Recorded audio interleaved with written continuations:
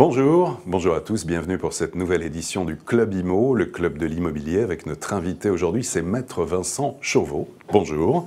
Bonjour Monsieur Marin. Vous êtes notaire, bien sûr, délégué à l'Institut notarial du droit de l'immobilier, et vous allez nous éclairer sur la dernière note de conjoncture des notaires sur le marché de l'immobilier en France, qui s'appuie, c'est important, sur les actes authentiques de vente. Alors, comment tout d'abord évoluent les prix ? La grande tendance se base essentiellement sur les volumes de vente anciens et sur les prix des appartements anciens et des maisons anciennes. Quand on parle d'anciens, ce sont tous les biens achevés depuis plus de 5 ans, et je tiens à le préciser. Parce qu'un appartement ou une maison de 1850 ou un appartement des années 90, forcément, on n'est pas tout à fait sur la même gamme et le même produit. Alors la tendance est à la baisse. On peut parler de correctif quand on parle d'indice notaire INSEE, tant en Île-de-France qu'en province. La tendance est plus marquée à la baisse sur les appartements anciens en province. Et la tendance est à l'inverse sur les maisons anciennes. La tendance est plus forte à la baisse sur Paris, Île-de-France qu'en province. Alors, ça baisse des prix des appartements, tendance partout ou il y a encore des villes qui résistent ? Si on raisonne en termes de départements, 2/3 des départements français affichent une baisse. Si on parle de villes, on va raisonner plutôt en métropole. Les métropoles nantaises, comme lyonnaises, Marseille, Paris, résistent.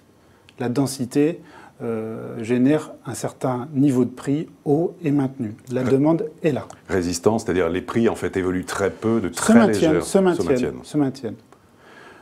Les volumes, en revanche, ont affiché une baisse. Cette baisse est de l'ordre de moins 13%. On estime à 677 000 ventes à réaliser en termes de perspective. Cependant, cette tendance s'inverse. On affiche depuis le mois de mars 2013 une reprise des volumes.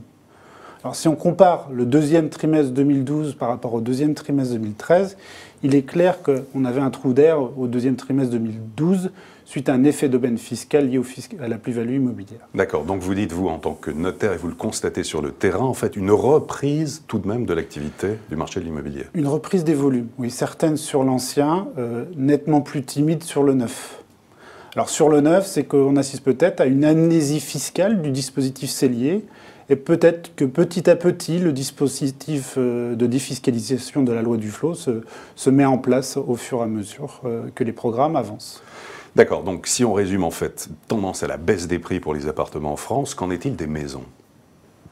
Alors les maisons, ça reste toujours le produit phare, le rêve des Français. Néanmoins, cette baisse est aussi marquée sur les maisons. On peut l'assister dans pas mal de départements en France. Je peux vous citer des villes. Nantes, moins 4%, 235 000 euros. Nîmes, moins 8%, 221 000 euros. Châteauroux, moins 5,5%, 120 000 euros. Lille, 171 000 euros, avec une baisse de 6,7%. D'accord, donc une tendance là aussi à la baisse des maisons. Alors, les nouvelles règles d'imposition, et notamment sur les plus-values, vont-elles, selon vous, impacter le marché ? On peut se féliciter, oui, de cette réforme fiscale sur les plus-values immobilières. La plus grosse réforme fiscale immobilière a eu lieu en 2004, lorsque nous sommes passés d'une exonération pour durée de détention de 22 ans à 15 ans. En 2012, cela s'est inversé. Nous sommes passés sur une durée d'exonération pour délai de détention de 15 ans à 30 ans, applicable dès le 1er février 2012. Quelques mois après, aujourd'hui, nous retournons vers un régime plus favorable, doublé d'un effet d'aubaine avec un abattement exceptionnel de 25% sur la plus-value imposable, sur la partie forfaitaire de l'imposition sur le revenu. Donc ça aura un impact, selon vous, sur le marché ? Je peux vous faire un exemple. Ouais. Un appartement acheté 600 000 francs en 91, je suis obligé de vous parler dans le franc en 91, revendu aujourd'hui 220 000 euros, l'impact est fort. On peut mesurer cette plus-value immobilière. Avant le 1er février 2012, on était exonéré. Durée de détention de plus de 15 ans. Du 1er février 2012 à ce jour, 29 795 euros. Et depuis le 1er septembre 2013, on divise par moitié l'impôt. D'accord. Et ce, pour un an seulement. Avec la réforme de la loi Allure qui se profile, est-ce que, selon vous, l'immobilier reste un bon placement ? l'immobilier est avant tout un placement de bon père de famille. Alors vous allez dire, c'est l'image du notaire qui forcément rassure ses investisseurs, mais plus qu'un investisseur, l'immobilier c'est avant tout un besoin primaire, se nourrir et se loger. Quand je vois l'exemple d'un client qui me racontait la semaine dernière, écoutez, Maître Chauveau, j'ai acheté dans un produit de défiscalisation il y a 3 ans, je viens de remettre mon bien en location, j'ai eu 82 demandes. Donc tant qu'il y aura une demande aussi forte que celle-ci, investissez dans la pierre pour votre retraite, Monsieur Marat. D'accord. Alors, en cette période qui est un peu d'incertitude, quels sont les points sur lesquels il faut être particulièrement attentif quand on veut vendre ou quand on veut acheter? Comme je vous disais, la pierre, c'est un investissement de bon père de famille. Donc c'est sur le long terme.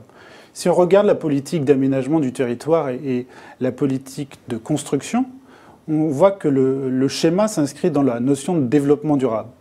On insiste beaucoup sur les réglementations thermiques 2012. Je suis acheteur, si j'achète dans l'ancien, je fais attention à l'investissement qu'il va falloir que je réalise pour remettre à niveau ce bien aux réglementations thermiques de ce jour. Si je veux acheter un pavillon, donc proche banlieue parisienne, deuxième, troisième couronne de métropole, je fais attention au transport. Le transport ferroviaire, c'est l'avenir. Voilà. Après, en tant que vendeur, je me rapprocherai avant tout du notaire pour calculer l'incidence fiscale des plus-values immobilières. D'accord. Selon vous, quelles seraient les clés pour que le marché de l'immobilier redémarre véritablement? Il y en a deux. Il y a un premier impact, c'est le crédit immobilier. On voit que les taux sont historiquement bas, mais le volume d'obtention de crédit n'est pas à son niveau historique. Je pense que les conditions d'octroi du crédit sont très rigoureuses. Obtenir un crédit immobilier, c'est une vraie victoire aujourd'hui. Le deuxième point, c'est que depuis 20 ans, nous avons appuyé sur les effets de levier à l'acquisition, mais il faut aussi accentuer l'effet de levier sur les vendeurs. Un élément qui est déterminant aujourd'hui, c'est le coût de construction.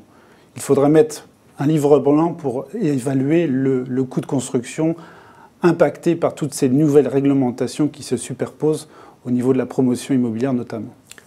Maître Vincent Chauveau, merci beaucoup. Je vous remercie, Monsieur Marat. Et à très bientôt pour une prochaine édition du Club Imo, Explore Imo, Le Figaro.